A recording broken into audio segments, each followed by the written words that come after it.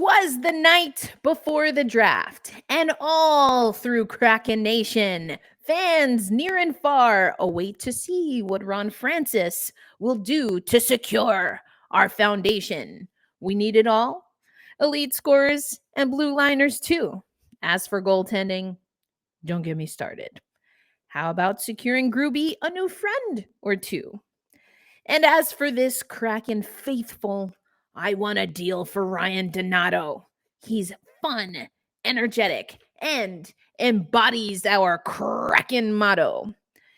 No matter what Francis and Co. should decide to do, we here at Locked On Kraken will always hold fast and stay true. We've got a draft special coming up for you on this episode of Locked On Kraken.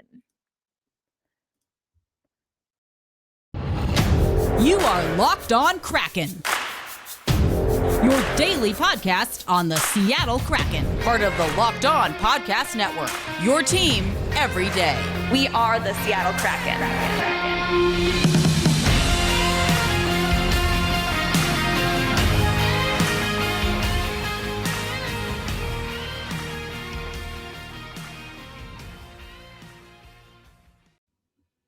Hey, what do you say, Seattle hockey fans? Erica L. Ayala, your host of Locked On Kraken. I bet you didn't know I dabbled in the poetry. I hope you enjoyed my night before the draft poetry on this here episode of Locked On Kraken. As I said in my poem, we're going to hold fast. We're going to stay true no matter what. But also, as I've been saying, there are some things that the Seattle Kraken will need and could do worse than to not try to secure in this draft. Now, I said it on yesterday's episode. I want to reiterate that I do think that there will be some plays at hand. I thought it was very telling that Ron Francis was talking about that to sweeten the pot in free agency, teams want not just draft picks, but prospects. So I wonder, Kraken fans, are there players, active players, that are going to hit free agency, or even maybe that he's hoping to scoop up who don't accept qualifying offers, which means they're restricted free agents? Are there targets for the Seattle Kraken? And are they willing to, especially given all of the draft picks that they have in the next handful of drafts, are they willing to target the prospects that will sweeten the pot for active players? I don't know. I'm feeling like we might get a little bit of that. I don't think this is going to be a straightforward draft for the Seattle Kraken, and I don't think it can be. We've talked about that 3 years, right? We've talked about 3 years is really what I felt was a reasonable timeline for the Seattle Kraken to start, well, to get Kraken. We're in year 2. We're going into year 2. We're already in year 2. This is draft number 2 for the Seattle Kraken. So there is a lot to get done. So on today's episode, what we're first going to focus on is what's Kraken. How many picks do we have? Let's just start off with the basics before any funny business. Then in the second stanza, we're going to go over the mock draft. This is what the experts here at Locked On NHL, myself included, this is how we're expecting the draft to go. I'll also give you some BETOnLine odds. And then finally, we'll close out just with a few resources. If you want to know a little bit more about the draft and the draft particular to the Seattle Kraken, amazing stuff. Allison Lucan, Bob Condor, I love elevating people who are writing about Seattle, including people that are doing it for the Seattle Kraken. So we're going to head over again to Draft Central so you can look over some of those resources. I'm pretty new to the NHL draft, and there's a particular article that I want to go through that I think makes a unique case as to why the NHL draft is a little bit different than the NBA draft and the NFL draft in particular. I would argue that the NHL draft and the MLB draft are very similar And I'll use actually Allison's argument to make that case. Okay, so we've got a pretty full show, folks. I hope that you are somewhere where you can just enjoy all of this information. As always, thank you for listening to Locked on Kraken and making us your first listen of the day, or, you know, your first listen of this particular hour in the day. We're gonna have a good time. I hope you enjoyed my poem. That was an original poem. I used to write poetry. I really enjoy it, and I have a bit of a knack for it. And that, I don't know if you enjoyed my poem or not. I certainly did, but I can usually write those things pretty quick. Yeah, just have fun. Just have fun with the words. Anyway, let's go. Okay, so let's start you off Draft Central. So for those who are watching on YouTube, you're going to see the graphics here. If you're not watching on YouTube, what you're going to want to do, and I'll have the link in the show notes for you, but you're going to want to go to NHL.com/Kraken/team/draft. Again, NHL.com/Kraken/team/draft. And if you want an easier way to do that, click on the link in the show notes. So we've talked about a lot of these stories before. We've talked about rounding out, trending up. That's essentially, what are the numbers? What are the odds that a pick in the first round, but at a particular stage in the first round, how many NHL games are they going to play? Draft day wake up call, Riker Evans. I loved that. It was from the first person perspective. The NHL Combine was an interesting article, not as much detail. I know I took you over to the New Jersey Devils probably like a week or two ago. I think they had a really comprehensive combine coverage, which I really loved. So let's take you to how many picks the Seattle Kraken actually have. So if we look at this, we see that the Seattle Kraken in 2022 have 12 picks, okay? 12 freaking picks in 2022.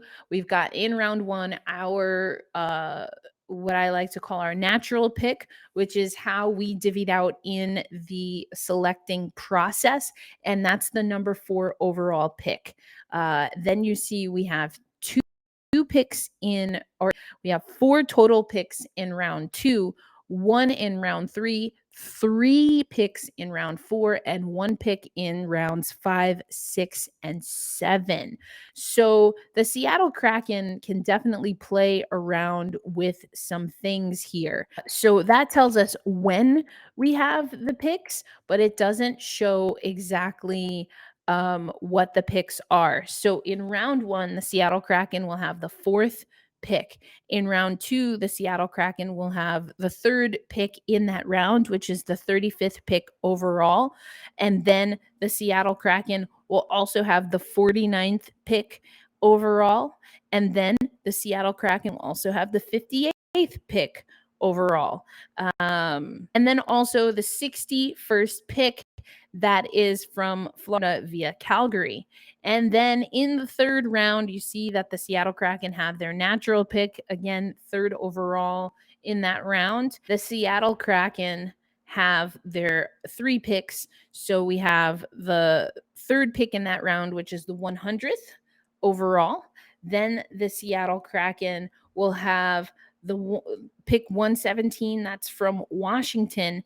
And then the Seattle Kraken will also have pick 123, that's from Calgary. So if you want to know not just how many picks, and this is where you can find it in Draft Central, not just how many picks that we have, but which specific picks, that's when you head over to ESPN, and this is what the NHL released as far as the official draft order. So those, again, are going to be in the show notes for you. And so where the pick lies, the Seattle Kraken will have a high pick, the 3rd pick in every round, except for the first. We got the 4th pick. So the Seattle Kraken in that round have a good chance to get what they want, given who's on the board. As far as, how deep they want to go in the draft. Okay, so that's, again, Draft Central. That's taking you through, we just took you through the 12 picks for the Seattle Kraken. And so coming up next on Locked On Kraken, I'm going to take you over to the mock draft. Now, I'm going to give you the mock draft that we have here for the Locked On NHL network. Of course, Locked On Kraken is a part of that. But I'm going to take you through what we are projecting to be the first 16, I guess, picks in the draft. That's coming up on Locked on Kraken. Right now, I want to tell you about BetOnLine. BetOnline.net is your number one source for all your sports betting needs and sports information. Find all the latest sports development, league reviews, news, and including this year's NHL Draft. And I'm going to take you once again to those odds. They broke them down a little bit more comprehensively than the last time we talked about the overall odds for the draft. BetOnline.net remains the best spot for all of your sports scores, podcasts, and news this season. Head to the website today, use your mobile device, your tablet, whatever you got, and learn more about the trends and action. BetOnline is where the game starts. So we've talked about the mock draft a handful of times. And right now I'm going to pull up on the screen for those watching, but you can also check this out. I'll have a link. This is what we have for the Locked On Draft. Okay, so the consensus number one pick truly is Shane Wright here. Shane Wright, everyone believes, is going to be the number one pick. He's coming from the OHL. He's a center. So we've got two centers going pretty early. We've got Shane Wright, and then we have Juraj Slafkovsky. I really like Slafkovsky's game, the left winger, going number 2 to the Devils. Logan Cooley is the next center, as I mentioned. And then at number 4, we're going with Simon Nemec. I like that we are taking the first defenseman off the board, as we talked about Cooley versus Nemec versus Hirasek. If you haven't seen that episode, check out the show notes and or the end card, because I will suggest it. Hello, my arms are just floating. No head. Sorry for those on audio only, because that made no sense. Anyway, I think I wouldn't be surprised if we see that the Seattle Kraken take Hirasek instead of Nemec. But I do think that if for whatever reason Slafkovsky is left on the board at 4, well, I told you a week or so ago, I was watching Draft Day. One is like, what the heck is going on there? Because he's I should say, and let me get rid of this real quick.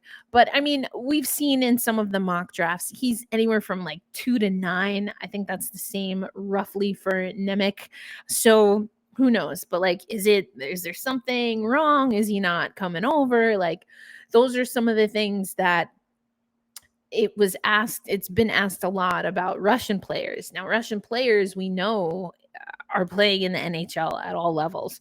However, with the geopolitics, so like stick that in your pipe and smoke it to like, let's not talk about politics in sports. Well, now you kind of have to.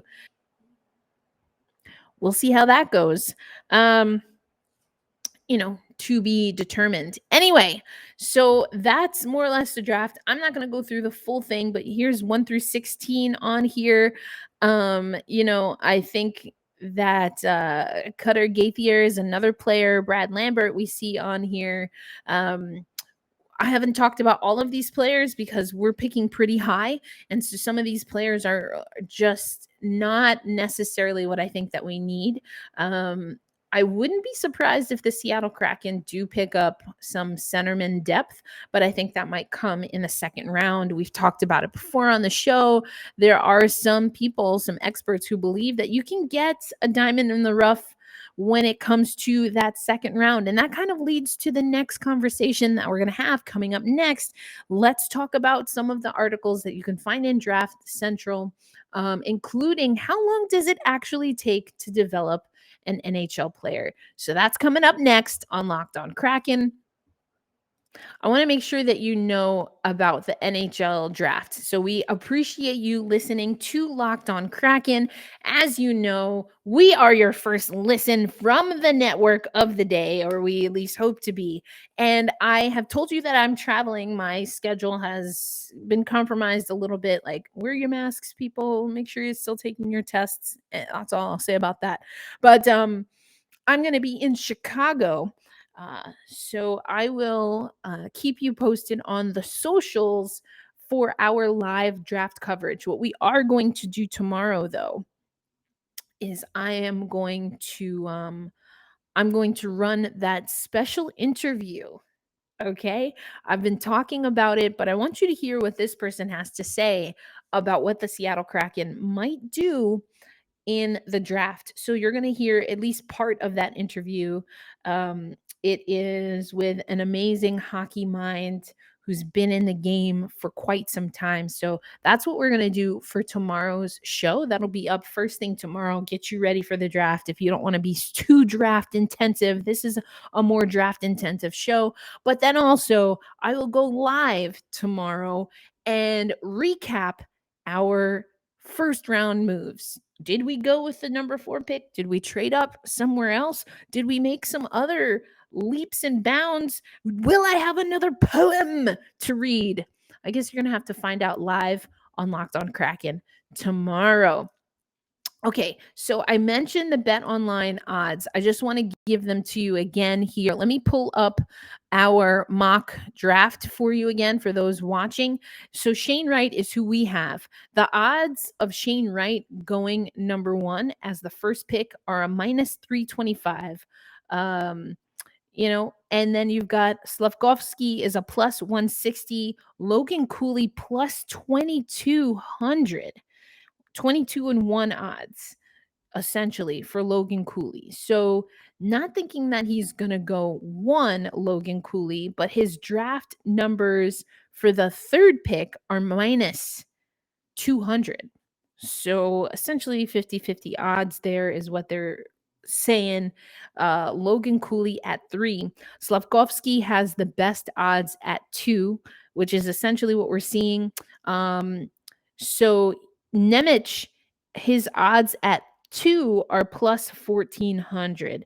His odds at 3, Nemec, are plus 750. So these are your BETOnLine odds. Again, check out BETOnLine, your number 1 source for all things sports betting, sports news, you name it. Okay, I'm going to take you back to Draft Central because you have the fabulous Allison Lucan, who, is just doing amazing writing. I'm a huge fan. I feel like I say this all the time.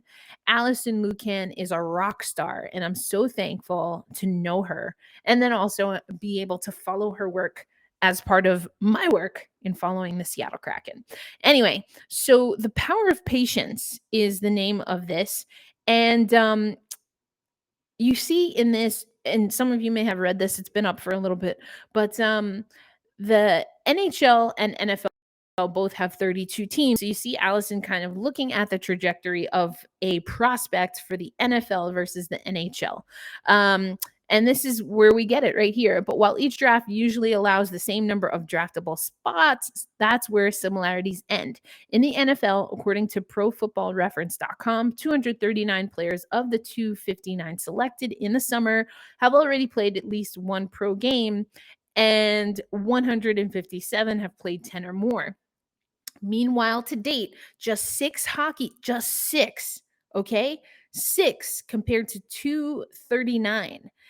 6 hockey players drafted in 2021 have played in an NHL game, with only 2, Matty Beniers being one of them, having played 10 games or more. So you see that there is a huge difference when you're expected to come up into the pros. And so you see that Allison is making the case for why this might be the case. And it's on good time. I like this. And so this is talking about the NCAA and how the NCAA plays into it. But then also that there are other development leagues that exist, and that's a model that we don't see in the National Football League. We do see it in the NBA. They have the G League. Now, the comparisons that Allison has here are only for men's leagues. If you were to look at the success rates or how difficult it is, for example, if you're drafted in the WNBA, even in the first round, even in the first 4 picks, like how many of those picks are going to have a long career like a Sue Bird, where her WNBA career is longer or older than some of her teammates. So Allison doesn't go into all of that. But again, I know that the comp is because the like for like, as far as how many players are draft eligible, is for the NFL. But you also see Allison talking a little bit about Major League Baseball. Major League Baseball also has those mechanisms of the minor league system, and they very much are about trusting the process. And so I think it's really interesting to take a look at how some of these other teams do things. And I guess it's a question, like, why is this the case for hockey? Does it make more sense to draft them after a few years in the NCAA as opposed to having them committed early on? I never really understood that. I will be fully transparent. I mean, I see it in Major League Baseball. I really don't know why they do that either, but I wonder if with technology and how things are happening at younger and younger ages, is that something that maybe the NHL and Major League Baseball should consider changing? I don't know. I'm open to your thoughts. Let me know. Anyway, I really love that. Another article that I thought was really fun is the Meet Our Scouts article. And I was kind of looking at some of the planes, prospectus, and automobiles. Of course, planes, trains, automobiles. Some of you might know that. Anyway, I was looking at like all of the travel. I need to see, like, do I have a scout level travel schedule right now? I also heard Blake Bolden. She and I were on a podcast, not together. We were on the same episode, but we weren't interviewed together. And she was talking about all of the travel that she does as a scout and, stuff like that. So this is pretty cool. And then also they have a link in that article so you can meet the scouts. And with Cam and Granato moving on to Vancouver, we have no women scouts. And it's hard to tell because these are black and white photos, but I don't think any of our scouts in the Seattle Kraken pipeline here, either as amateur scouts, European scouts, or pro scouts, they don't seem to be, as I like to say, melanated. So we're missing out on some opportunity here to get back to the Seattle Kraken roots in diversity. So I would love to see a little bit more of that. I told you before, I have a blank Seattle Kraken jersey. Once they get their first melanated player, I'll get that changed, and I will make sure to do that. Oh, I just realized I wasn't doing the screen share, so sorry. Let me go back really quick. The screen share here. This is Allison Lucan's article once again. This is for the power of, what is it called? Sorry. The power of patience. There we go. And comparing the NHL draft to the NBA draft. All this time I thought that you were looking at the screen share. So my apologies to those who are watching on YouTube. Anyway, the scout, also I'll show you the scout video because I thought it was pretty cool. I love the graphics. Like, the graphics team for the Seattle Kraken, they do a great job. So this is what I was talking about: planes, prospectus, and automobiles. Here you go. 25K to 100K miles traveled by airplane, 25 to 45 on the road or in a vehicle, hotel nights, 100 to 175. I got to check my numbers. I feel like I'm a rookie. I could maybe be like rookie scout level, like working my way up to that type of stamina. I do a lot of travel. I'll be on the road again tomorrow. So anyway, check that out. Something else over on Draft Central is they have an article here, and it's called All You Need to Know. So some questions: can you follow the draft live? Abso-freaking-lutely. I mentioned this also. The Kraken are going to have a few different immersive experiences at 32 Bar and Grill, which is of course at Kraken Community Iceplex. That's starting at 10 a.m. Everett Fitzhughes coming through, Dave Tomlinson. Of course, those are the voice of the Kraken. Those are your voices of the Kraken on KJR 950. So if you want to head over to the Kraken Community Iceplex, they're going to be there. There's a lot of cool things from 10 a.m. to 3 p.m. And that's all before Everett and Dave take over the microphone and walk you through the draft. The Seattle Kraken, as we talked about, are picking in fourth in the first round. That will be tomorrow, July 7th. Everything you can find, again, will be on KJR 950, but also ESPN Plus. You can watch it on ESPN. And it's, if you are in Seattle, that's 4 p.m. Pacific time. If you are in Chicago, like I will be, then it's 6 p.m. and of course 7 p.m. Eastern time. Draft capital. What is draft capital? So I love this. I love that they break down like what is the draft capital. Every team is assigned one pick in each of the 7 rounds. We talked a little bit about that. But managers can trade away their draft picks, or they can trade away their draft picks and receive more picks even for futures. We've seen that happen. And so some of the ways that the Seattle Kraken built up draft capital, as you can see here, is with the trades of Lauzon, Giordano, Blackwell, Johansson, Yarncroke as examples. So that's how we built draft capital. When will the Seattle Kraken select, or who will they select? That's all a matter of what Ronnie Francis and Robert Cron want to do. What are the rules for draft eligibility? And this is where, going back to Allison's article, but for North American prospects, eligible players need to have turned 18 by September 15th of this year and not be 20 before on or before December 31st. European players can be drafted at any age. I always think this is a little bit booty, right? Like, it happens in the WNBA as well. Like, why are we saying that in North America, which includes Canada, that you have to be a certain age, but if you come from Europe, you can come in earlier? I never understood. Like, can someone explain that to me? Truly, I truly don't understand why that age requirement exists. I guess maybe they're trying to be kind to the NCAA and get homegrown talent into that system. I don't know. It seems a little bit arbitrary. And actually, there was a NWSL player who fought against that and is now playing for the Portland Thorns. Go Olivia. Anyway, how and why is this draft different? We already talked about that. What's Ronnie's record as a GM? He selected 12 players of the 33 who have already logged 100 NHL games or more. Not bad. So Ronnie Francis, even if those players don't stay with him, because obviously he's coming back into the fold, 12 out of 33 have logged 100 NHL games or more. Now, how true are those 100 games as far as impact?